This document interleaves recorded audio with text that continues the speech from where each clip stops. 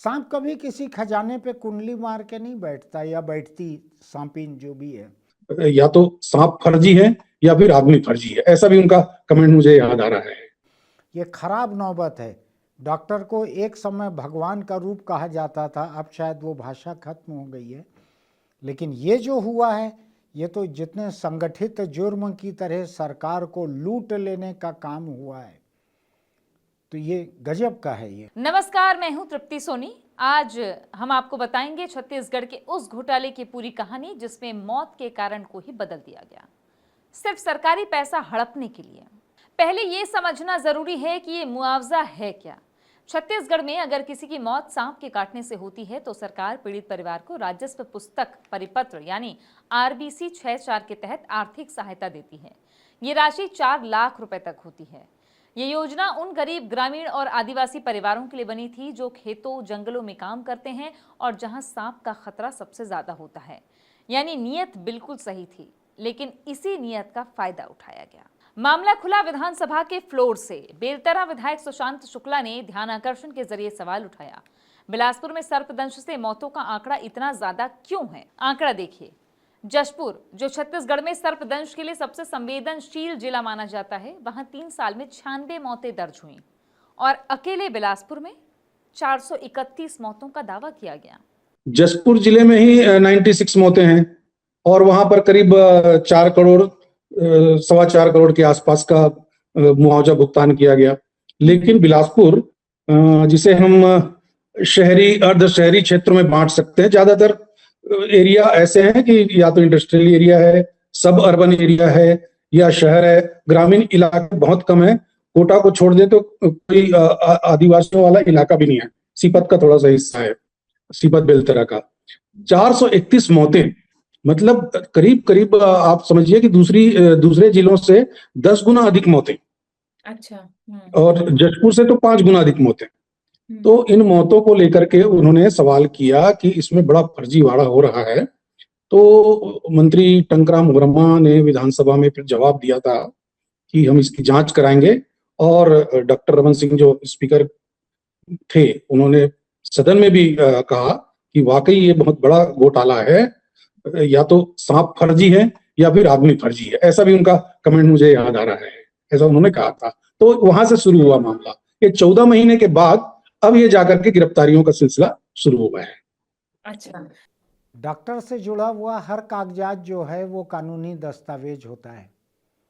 Doctor चाहे किसी मरीज को देख के जो चिट्ठी लिखते हैं उसकी भी कानूनी वैल्यू रहती है, उसको लेके भी आप कंज्यूमर फोरम जा सकते हैं। तो डॉक्टरी से जुड़ा हुआ, वकालत से जुड़ा हुआ, मुआवजे की फाइलों से जुड़ा हुआ हर सरकारी कागज, ये सब कुछ महत्वपूर्ण रहते हैं, ये सब कुछ सबूत के दर्जे के रहते हैं। और इन सारे तबकों ने मिल के ये जो काम किया है, ये बड़ी जालसाजी का काम है। इसमें केवल पोस्टमार्टम रिपोर्ट महत्वपूर्ण है ऐसा नहीं है। जो वकील जानते समझते जिन्होंने मदद की है वो भी बराबरी से जिम्मेदार हैं। उनका भी लाइसेंस, मेरा ऐसा अंदाज है, कैंसल हो जाएगा। इन डॉक्टरों का भी, डॉक्टरी का लाइसेंस भी कैंसल होना चाहिए। यानी इतनी मेहनत से लोगों को मेडिकल कॉलेज में दाखिला मिलता है। आप देख रही हैं ये नीट का और बाकी सारा आंदोलन जो चल रहा है, और वहाँ से निकलने के बाद अगर इनको यही करना है। और कुछ साल पहले छत्तीसगढ़ में एक दूसरी घटना हुई थी। हेल्थ बीमा सरकार की तरफ से जो दिया गया था उसमें लोगों के कार्ड पे रकम थी, तो गांव-गांव से जवान महिलाओं को ला ला के उनके गर्भाशय निकाल दिए गए थे। कई डॉक्टर शायद गिरफ्तार हुए थे। कई अस्पतालों का आयुष्मान या जो भी उस समय नाम था योजना का, उस योजना के बाहर उनको किया गया था। प्रैक्टिस का लाइसेंस छीना गया था उनका। ये खराब नौबत है। डॉक्टर को एक समय भगवान का रूप कहा जाता था, अब शायद वो भाषा खत्म हो गई है। लेकिन ये जो हुआ है, ये तो जितने संगठित जुर्म की तरह सरकार को लूट लेने का काम हुआ है, तो ये गजब का है। ये आप समझिए कि ये पूरा खेल चलता कैसे था। जांच के मुताबिक इसमें 5 चरण थे। पहला चरण, सूचना। आरोप है कि सिम्स चौकी में तैनात कुछ पुलिसकर्मी किसी भी मौत की सूचना गिरोह तक पहुंचा देते थे, यानी शिकार पहले से तय हो जाता था। दूसरा चरण, परिवार से संपर्क। गिरोह के लोग मृतक के परिजनों के पास पहुंचते और प्रस्ताव देते कि हम आपको सरकारी मुआवजा दिला देंगे, बस मौत सर्पदंश से दिखानी होगी, यानी आपके परिवार के सदस्य की मौत सांप के काटने से हुई है, ये कहना पड़ेगा।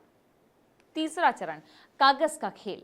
फर्जी शपथ पत्र बनवाया जाता। फिर सबसे अहम कड़ी, फर्जी पोस्टमार्टम रिपोर्ट, जिसमें मौत का असली कारण मिटाकर सर्पदंश लिख दिया जाता। चौथा चरण, बैंक खाता। गिरोह में शामिल बैंक कर्मी फर्जी खाते खोलते जिनमें मुआवजा राशि आनी थी। पांचवा चरण, फाइल की मंजूरी। तहसील दफ्तर के क्लर्क फाइल को आगे बढ़ाते और मुआवजा पास हो जाता, और पैसा मिलने के बाद क्लेम करने वाले परिवार को दिए जाते सिर्फ 50,000 रुपए। बाकी की पूरी रकम गिरोह के सदस्य आपस में बांट लेते थे। सर्पदंश एक ऐसी चीज है जो किसी घर के, बस्ती के, पेड़ के, किसी खेत में कभी भी वो सांप आएगा और वो वापस गायब हो जाएगा। हाथी गायब नहीं हो सकता है। तो सर्पदंश इनको बढ़िया तरीका लगा कि सांप के मामलों को बढ़िया से अगर थोड़ा सा डॉक्टर को अगर मिला लिया जाए अपने साथ। अच्छा, अकेला ये नहीं, इसमें राजस्व विभाग का भी रोल रहता है।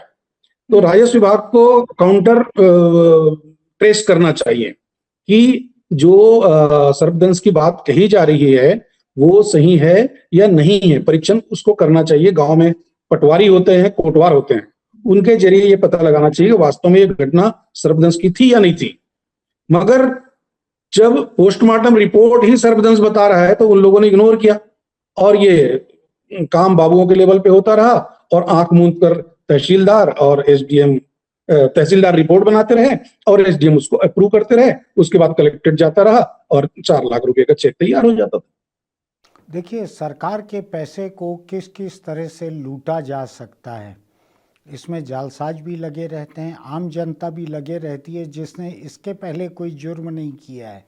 वकील भी जुट जाते हैं। इस मामले में हैरानी है, सरकारी डॉक्टर बराबरी से जुटे हुए थे। तो मुझको लगता है चीन वगैरह में भ्रष्टाचार के ऊपर जो सज़ा है, मैं मौत की सज़ा का हिमायती नहीं हूँ, लेकिन इधर लगता है कि हिंदुस्तान में भ्रष्टाचार पे सज़ा बहुत कम है। लोगों को डर जरा भी नहीं है, खौफ जरा भी नहीं है। सरकार का पैसा, सरकार की नौकरी, वकालत की डिग्री, वकालत का लाइसेंस, और जितने सरकारी कर्मचारी इसमें जुड़ गए, सरकारी नौकरी के लिए लोग तरसते रहते हैं। और इन सब लोगों ने मिलकर सरकार को चूना लगाने के लिए जितना संगठित जुर्म किया है वो गजब का है। वो मैं ये नहीं कहूँगा कि फांसी दे दी जाए इनको, मैं उसके खिलाफ हूँ, लेकिन मेरा ये मानना है कि इन सारे लोगों को 10-10, 20-20 बरस तो कैद होनी ही चाहिए, चाहे कानून में प्रावधान ना हो, कोई और प्रावधान जोड़े जाने चाहिए। क्योंकि आप जब गरीब जनता के पैसे को इतने संगठित हो के आप उसको एक जालसाजी से, धोखाधड़ी से, झूठे सबूत गढ़कर, मैंने पढ़ा कि लाशों के ऊपर में सांप को काटने के निशान बनाए गए और पोस्टमार्टम रिपोर्ट झूठी बनाई गई। मैंने तो डॉक्टरों के कई तरह के जुर्म देखे हैं, लेकिन ये तो एकदम ही अव्वल दर्जे का था।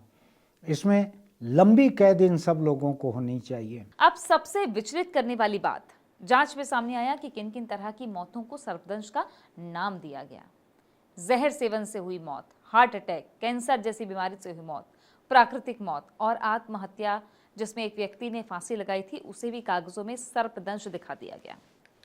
सोचिए, एक परिवार अपने सदस्य की मौत का गम झेल रहा है और उसी मौत का कारण दस्तावेजों में बदल दिया जाता है। पोस्टमार्टम रिपोर्ट जो एक कानूनी दस्तावेज है उसे ही झूठा बना दिया गया। और अगर ये सब उस परिवार की सहमति से हुआ तो आप लिखिए क्या लिखेंगे। 10,000 रुपया गरीब परिवारों के लिए बहुत होता है। ये आपके और मेरे जैसे लोगों को 50,000 का लालच दे के किसी जालसाजी, धोखाधड़ी, जुर्म में शामिल करना थोड़ा मुश्किल होगा। हालांकि मेरी तनख्वाह उससे बहुत कम है, फिर भी ये जो गरीब लोग हैं इनको 50,000 का लालच दे के सांप काटने का सर्टिफिकेट बनवा लिए। जब पोस्टमार्टम वाले डॉक्टर लिख रहे हैं कि सांप ने काटा है, तो गरीब को क्या है, गरीब थोड़ी कोई सर्टिफिकेट पे दस्तखत कर रहे हैं। गरीब ने मान लिया कि हाँ सांप ने काटा है, हम तो लेके गए थे, सांप ने काटा है। गरीब तो मान लेंगे, गरीब के पास ना डिग्री है उसको सर्टिफाई करने की, ना कुछ है। आप देखेंगे अभी गरीब लोग अपने बैंक खातों को किराए में दे देते हैं किसी को, और सब जेल जा रहे हैं। सैकड़ों लोग छत्तीसगढ़ में ऐसे जेल जा चुके हैं जिन्होंने सट्टेबाजों को, धोखेबाजों को अपने बैंक खाते किराए में दिए हैं। तो गरीब तो अनपढ़ रहते हैं, उनकी गरीबी भी एक बेबसी रहती है, पैसों की ज़रूरत रहती है। लेकिन डॉक्टर, सरकारी डॉक्टर को, वकील को, सरकारी नौकरी पाए हुए बाबू लोगों को, इनको तो ज़रूरत नहीं है पैसों की, ये तो भूखे नहीं मर रहे थे। इनके लिए तो 50,000 रुपया कोई बहुत फ़र्क नहीं पड़ रहा था। 50,000 रुपया तो इनके लिए एक एक महीने की सरकार से मिलने वाली तनख्वाह है, चाहे वो बाबू रहें चाहे डॉक्टर रहें। ये लोग जब जालसाजी में शामिल हो गए और जुर्म में शामिल हो गए, जितना बड़ा धोखा इन्होंने सरकार को दिया है, जितने लंबे समय तक ये चल रहा है, जितने मामले ऐसे हुए हैं, मैं एकदम ही हक्का बक्का हूँ इसको देखकर कि सरकार को लंबे समय तक संगठित रूप से इतने बड़े पैमाने पर इतने सारे लोग धोखा दे सकते हैं, ये मेरे हैरान होने की बात है। अब बात कार्रवाई की। इस मामले में अब तक करीब 19 लोग गिरफ्तार हो चुके हैं। जब तक मैं आपको एक खबर बता रही हूं, इनमें शामिल है सिम्स की तत्कालीन महिला डॉक्टर जिन पर फर्जी पोस्टमार्टम रिपोर्ट बनाने का आरोप है, तहसीलदार दफ्तर के 3 क्लर्क, 2 होमगार्ड जवान, वकील जिनमें से एक को पुलिस इस रैकेट का कथित मास्टरमाइंड बता रही है, एक बैंक कर्मी और तहसीलदार का दैनिक वेतन भोगी ड्राइवर। पुलिस के 4 अलग अलग थानों में 14 से ज्यादा FIR दर्ज हो चुकी है। मामला इतना संवेदनशील माना गया कि इनकी जानकारी सिटीजन पोर्टल पर सार्वजनिक तक नहीं की। सिम्स के डॉक्टर मिले हुए थे, 2-3 डॉक्टर पकड़ में आ गए, 2 डॉक्टरों का नाम सामने आ गया कि गिरफ्तारी हो गई, एक छुट्टी पर चल रहा है। लेकिन इन 431 मौतों में, क्योंकि ज्यादातर PM जो होते हैं वो सिम्स में ही होते हैं या फिर जिला अस्पताल में होते हैं, और इसमें सिर्फ 2 डॉक्टरों का लिप्त होना बिल्कुल ऐसा लगता है कि छोटी बात है। इसमें बहुत से और लोग शामिल हो सकते हैं और कई डॉक्टरों के नाम आ सकते हैं। जांच की चूंकि प्रक्रिया चल रही है, और जैसा कि पत्रकारों से भी SSP ने कहा है कि हम इसमें पूरी निष्पक्षता बरतेंगे, तो मुझे लगता है कि अभी और बहुत से चेहरे सामने आने वाले हैं जिनमें सिम्स के भी डॉक्टर्स होंगे। अच्छा। तो मुझे लगता है कि ये कुछ लोगों को बचाने का भी खेल होगा। अच्छा, हम नजर रखे हुए हैं, हाँ। नजर रखे हुए हैं, देखते हैं कि किसको बचाया जा रहा है। आप दारू घोटाला, कोयला घोटाला, सट्टा घोटाला, जाने कितना कितना घोटाला चल रहा है। तो इसमें बड़े बड़े लोगों के नाम आ रहे हैं। बड़े अस्पताल से क्या फ़र्क पड़ता है? रायपुर के मेकाहारा जो अस्पताल जो है, जो प्रदेश का सबसे बड़ा अस्पताल है, इसकी दवा खरीदी में, फलाने में, मैंने तो सुना था बीच में कोई वो नकली मुर्दा खरीदी में भी घोटाला हुआ था बहुत बड़ा कुछ, जो एक असली मुर्दा चीरना फाड़ना ना पड़े इसलिए नकली मुर्दा खरीदते हैं, उसमें भी घोटाला हो गया था। तो अब सरकारी कामकाज में घोटाले में कुछ भी अटपटा नहीं है। जहां सरकार ने मुआवजे का प्रावधान रखा वहां घोटाला होता है, पहली बात। लेकिन मैं साथ साथ एक दूसरी बात भी आपको याद दिलाना चाहता हूं। ढेर सारे ऐसे लोग हैं जिन्होंने बीमा दावा हासिल करने के लिए, किसी ने नानी को सांप से कटवा लिया, वो तो एक्चुअल बतला रहा हूँ मैं, आप जो बतला रही हैं तो फर्जी सांप है, मैं एकदम असली सांप की बात बतला रहा हूँ। एक पत्नी ने अपने प्रेमी के साथ रहने के लिए अपने पति को सांप से कटवा लिया और सांप को 2-3 दिन भूखा रखा था कि पति पे छोड़ते ही हो।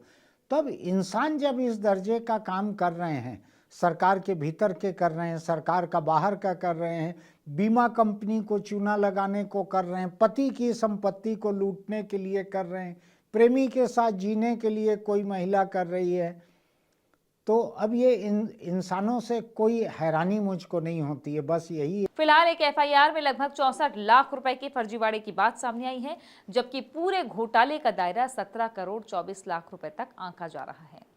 सिम्स के आधा दर्जन से ज्यादा डॉक्टर अभी भी पुलिस के रडार पर हैं और करीब 16 संदिग्ध मामलों की जांच चल रही है। अब वो सवाल जो हर किसी के मन में है, पहला, 4.5 साल तक ये फर्जीवाड़ा चलता रहा, हर फाइल तहसील से होकर गुजरी, हर भुगतान सरकारी खजाने से हुआ, तो जिन वरिष्ठ अधिकारियों ने इन फाइलों पर दस्तखत किए, क्या उन्हें कुछ भी असामान्य नहीं लगा? दूसरा, क्या ये रैकेट सिर्फ बिलासपुर तक सीमित है? जांच एजेंसियां अब भी ये देख रही हैं कि कहीं ये नेटवर्क दूसरे जिलों तक तो नहीं फैला। और तीसरा सबसे अहम, इस घोटाले की सबसे बड़ी कीमत कौन चुकाएगा?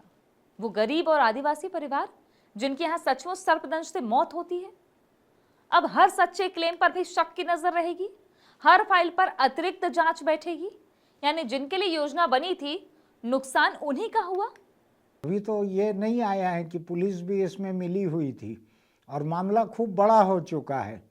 अगर राज्य सरकार को लगता है कि उसकी पुलिस को भी ये लोग फोड़ लेंगे, उसकी पुलिस भी स्थानीय है, इन लोगों को बचा लेगी, इस केस को सीबीआई को दे सकती है, उसमें भी कोई दिक्कत नहीं है। ये केस बहुत बड़ी एजेंसी के जांच करने का है।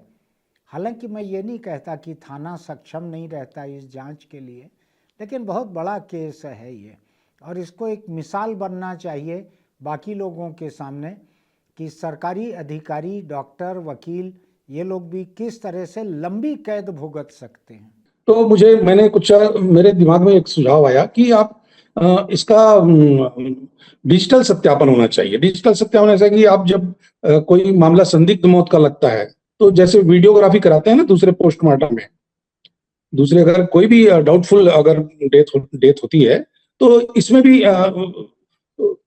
वीडियोग्राफी करानी चाहिए, जिससे पता चले क्योंकि लक्षण होते हैं। अगर सर्पदंश का कोई शिकार है और उसकी मौत हो गई तो शरीर का रंग बदल जाता है, तो एक वो तकनीक होना चाहिए। दूसरा, आपने गांवों को इग्नोर करके रखा है। जो गांव में आपका पटेल होता है, कोटवार होता है, पटवारी होता है, आपने उसकी भूमिका को बिल्कुल खत्म कर दिया है, जबकि वही सच बताने के लिए बहुत जिम्मेदार होते हैं। कानून व्यवस्था को भी संभालने के लिए उनकी जिम्मेदारी बड़ी होती है। किसको सांप ने काटा, किसको नहीं काटा, सही सही खबर सबसे निचले लेवल का जो कर्मचारी होता है, कोटवार, उससे पुष्टि करनी चाहिए, उसकी रिपोर्ट आनी चाहिए कि क्या वास्तव में इसने सांप काटा है कि नहीं काटा है। ये करना चाहिए कि इन लोगों को कड़ी से कड़ी सजा दिलवानी चाहिए, एक। दूसरा, इन लोगों से रिकवरी करने के लिए इनकी संपत्ति को जब तक ये मामले का फैसला नहीं हो सकता है तब तक बिकने से रोकना चाहिए। इतना तो करना ही चाहिए। ये पैसा आखिर गया कहाँ? ईडी अटैच करती है लोगों की प्रॉपर्टी को, राज्य सरकार को भी उसका पैसा जो लूटा गया है, तो जितने लोग शामिल हैं इनकी प्रॉपर्टी की खरीदी बिक्री रोकना चाहिए। कानून कौन सा निकाला जाएगा ढूंढ के मुझको नहीं मालूम है, लेकिन मेरा मानना है कि सरकार को अपने पैसे के वापसी की गारंटी कर लेनी चाहिए। इनकी प्रॉपर्टी सब लोगों की रोक देना चाहिए अभी बेचने से। इसमें सजा फर्जीवाड़े का है क्या है पता नहीं, लेकिन इसके लिए कुछ विशेष प्रावधान करें ताकि जो भी दोषी पाए जाते हैं उनको कड़ी से कड़ी सजा मिले और आगे फिर इनको जमानत भी जल्दी ना मिले। सारे मामले चूंकि अभी अंडर इन्वेस्टिगेशन है, तो अभी जब तक जांच चल रही है इनकी जमानत भी नहीं होनी चाहिए।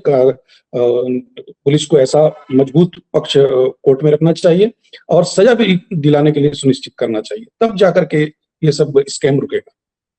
प्रशासन अब इस बात की समीक्षा कर रहा है कि मुआवजा सिर्फ पोस्टमार्टम रिपोर्ट के आधार पर नहीं बल्कि स्वतंत्र मेडिकल सत्यापन और डिजिटल रिकॉर्ड के आधार पर दिया जाए। अगर ये लागू होता है तो शायद आगे ऐसा दोहराया ना जा सके। एक बात साफ कर दूं, इस मामले में जांच अभी जारी है और जो नाम सामने आए हैं वो अभी आरोपी हैं। दोष अदालत तय करेगी, हम नहीं। आप क्या सोचते हैं? क्या सिर्फ क्लर्क और ड्राइवर तक कार्रवाई करना काफी है? कमेंट में जरूर बताइए। इस मामले की हर अपडेट के लिए चैनल को सब्सक्राइब कीजिएगा। नमस्कार। जानवर हैं सारे ही बदनाम हैं। इंसानों ने सारी गालियां जो है जानवरों के नाम पे रखी। आस्तीन का सांप, कुत्ते की मौत मरोगे। आप धर्मेंद्र को देखेंगे वो कुत्ते का ही खून पीता है। अब चले भी गया, उसके बाद मुंबई के कुत्ते जो हैं उनका खून बच रहा होगा। तो जितनी गालियां इंसान देते हैं सब सांप की तरह कुंडली मार के बैठ गया। सांप कभी किसी खजाने पे कुंडली मार के नहीं बैठता, या बैठती सांपिन जो भी है। ये जो सिलसिला चल रहा है, सरकार को, बीमा कंपनी को, पति को, पत्नी को, नानी को, दादी को, असली सांप, नकली सांप, ये बतलाता है कि इंसान किस दर्जे के कमीने हो चुके हैं। एक व्यक्ति ईश्वर दिखाने के नाम पे सड़क पे किसी को ठग के चले जाता है, तो बाद में जितने और लोग ईश्वर दिखाने का दावा करते हैं उनको भी लोग शक की नज़र से, हालांकि मुझको अभी तक कोई ऐसे मिले नहीं है जो सच में ईश्वर दिखा सकते हैं। सभी लोग ठगते हैं, चाहे वो कोई भी धर्म का चोगा पहने हुए हों। आपकी मिसाल ईश्वर और धर्म पर ही आके टिक जाती है। अब मैं क्या करूं, इससे ज़्यादा बुरी मिसाल मेरे पास कोई है नहीं लोगों को धोखा देने की। इसको धर्म को डिज़ाइन वैसे ही किया गया था, सबसे सफल है वो।